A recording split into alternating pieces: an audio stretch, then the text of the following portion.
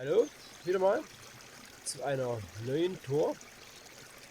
Diesmal an der Stelle, an der ich vor unzähligen Jahren mal war, allerdings auch ganz woanders, in der Nähe von diesem Punkt. Habe den letztes Mal ganz kurz prospektiert und fand, hier muss ich unbedingt mal eine Tour machen. Hier ist extrem viel weißer Quarz. Ja, und jetzt mache ich mich von hier auf die Reise dorthin.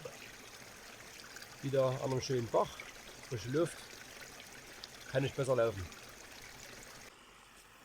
Zunächst macht der Bach erstmal gar nichts her. Wie man sieht, auch ziemlich eisenreich das Ganze. Ich werde also sehr gut mit den Augen aufpassen müssen, dass ich da nichts übersehe. Aber mein Ziel liegt auch ein bisschen weiter oberhalb. Einen Quarzbrocken habe ich schon gefunden. Ne? An den Spuren sieht man auch die ganzen Eisenablagerungen.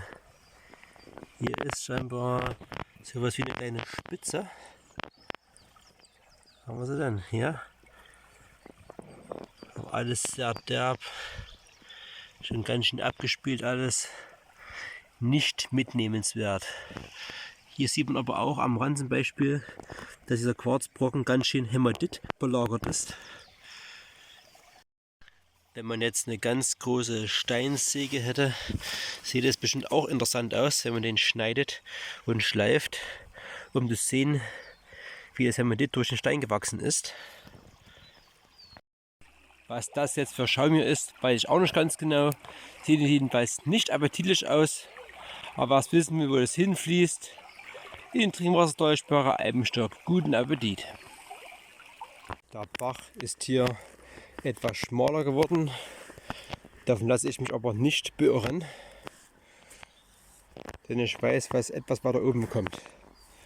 Ja, hier werde ich wieder ordentlich weiter.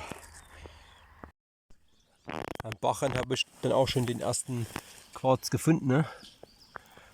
Zwar auch leider sehr grob kristallisiert hier. Werde ich auch da lassen. Hier habe ich dann auch noch was Interessantes gefunden. Ne? So von Weitem eigentlich extrem unscheinbar ist.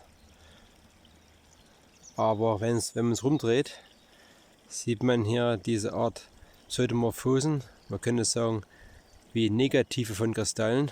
Ganz interessant, will man auch nicht allzu häufig. Nehme ich da auch mal mit, werde das schön reinigen. Mal sehen, wie das dann aussieht. Der Bach wirkte wirklich eigentlich auf den ersten Blick sehr unscheinbar. Allerdings überall, wo man hinschaut, dort hinten, herangezoomt, genauso wie an anderen Stellen, findet man überall Quarzbrocken und eigentlich fast nur Quarzbrocken.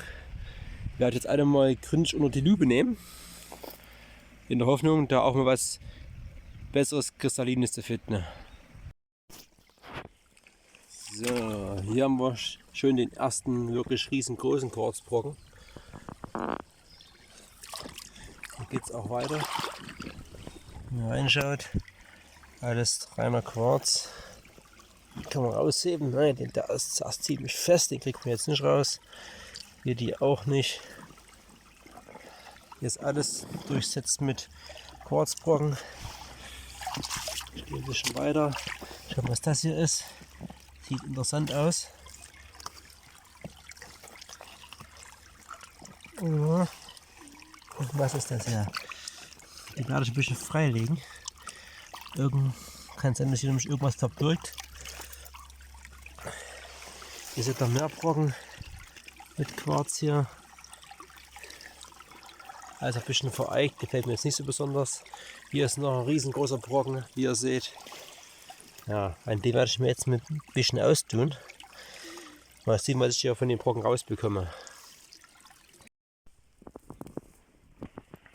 Hier ist der Merkbrocken hier, aber der gibt jetzt wahrscheinlich nichts her. Nee, sind auch riesengroße Brocken. Da ist natürlich viel zu schwer, um da irgendwas dran zu rütteln. Wie ihr seht, da geht wirklich extrem in die Tiefe. Das müssen wir jetzt nicht versuchen.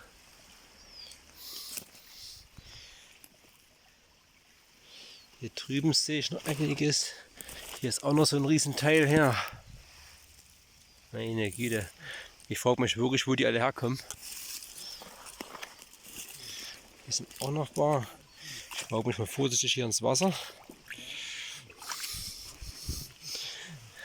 Ja, da wollten offenbar auch Kristalle wachsen. Gucken wir hier, ob hier noch was drin steckt.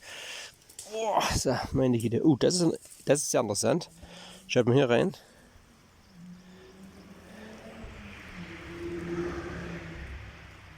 Schau, dass es wirklich so ein Riesenstein ist für so eine kleine Druse.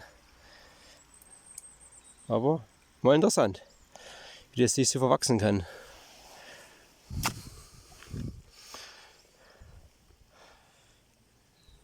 Jetzt auch nichts Besonderes. Ich suche weiter. Bei dem Brocken hier muss ich wirklich überlegen, ob ich ihn mitnehme. Zumindest hat er sehr viele kristalline Sachen hier drauf, die ich erstmal wirklich abätzen müsste. Was auch etwas dauern kann, aber der Versuch könnte vielleicht lohnen. Auch wenn ich den ein bisschen rumdrehe, hat er noch mehr zu bieten an einigen Stellen. Beispielsweise hier. Es hat noch mehr kristalline Sachen zu sehen. Hier auch noch was. Muss ich mir wirklich überlegen. Ich lasse ihn erstmal noch an der Stelle hier und schaue mich noch ein bisschen um. Aber es ist auf jeden Fall einer meiner Favoriten.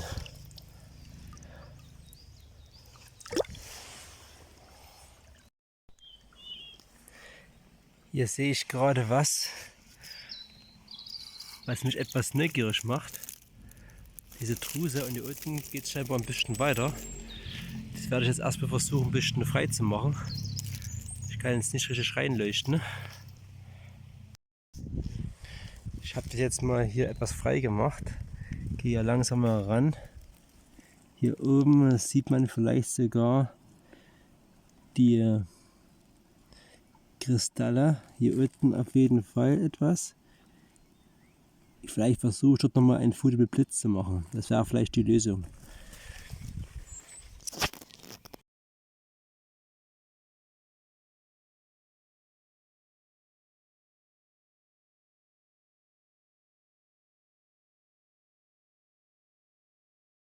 Wie ihr an den Fotos gesehen habt, sind da ganz schön viele Kristalle drin. Auch nicht mal kleine, auch eine ziemlich große Fläche, die mich wirklich sehr reizen würde. Allerdings ist der Brocken so dermaßen groß und auch schwer. Ich wüsste weder, wie ich den herausbekomme, noch wie ich den zerlege. Ich werde ihn wohl oder übel hier lassen müssen. Ja, es sei denn, ich habe doch irgendwann mal die Möglichkeit, den mit anderen Mitteln zu bergen. Auch hier überall noch massive Quarzbrocken. Noch wiederum ein Problem. Wie ihr schon seht, die sind so riesig, dass man keine Chance hat, die irgendwie rauszubekommen. Selbst der, auf dem ich gerade stehe, ist ziemlich groß. Da haben auch so kleine Kristallbildungen. Aber alles viel zu groß und wuchtig. An dieser Stelle beende ich vorläufige Tour. Ich weiß jedenfalls nicht, was das hier ist. Das scheint mir auch nicht natürlichen Ursprungs zu sein. Ist feuerrot, als wenn es hier irgendwo mal einen Schutt gegeben hätte oder sowas. Vor allem auf beiden Seiten ist schon sehr merkwürdig. Ich weiß nicht, was sich hier auflöst, was so viel Eisen hervorbringt, dass es den ganzen Bach umfärbt. Ja, zu Hause werde ich mal sehen, was ich aus dem einen Brocken machen kann. Den Riesenbrocken muss ich ja hier lassen. Wirklich sehr schade, aber da ist vorgemerkt. Nun also zur Auswertung. Ja, wie man sieht, Oxalsäure hat diesen Brocken hier ordentlich gereinigt.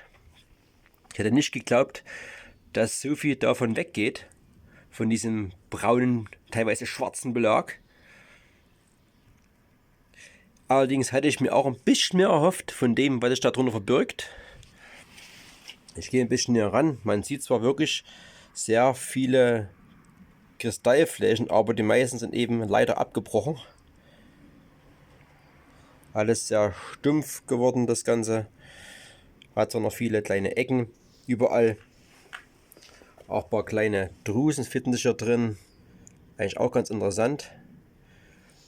Hier rundherum sind noch ein paar mehr. Man zeigen kann hier sind noch weitaus mehr Drusen dabei. Hier sind noch welche. Hier auch noch.